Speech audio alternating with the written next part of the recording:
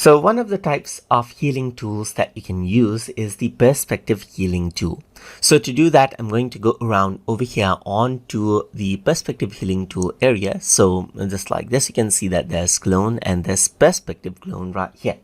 So once I go around onto perspective clone, then you can see that I actually have this guide right here that I can go around and change around the perspective of right here. So first of all, I need to change around the perspective right here, click and drag it out, and then choose where I want to go around and draw out my perspective tool right here.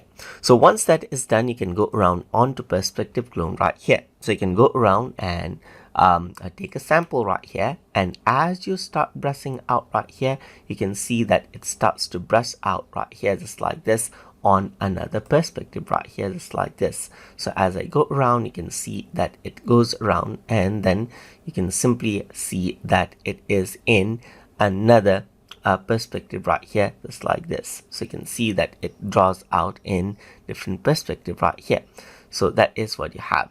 So now you can see that you can go around and slowly do that, and you can see that it is in a different perspective over here. Let's go around, and then it takes that sample and then draws out everything in this particular perspective that you actually chose. You can modify the perspective over here just like this and just like this. You can go around and then drag it out over here, drag this out over here, drag this out over here just like this. And then what you can do is you can go around onto perspective clone right here, and then take a sample and then simply go around and then go around and draw it over here. And then what happens is that it'll draw around in that particular perspective, as you can see right here.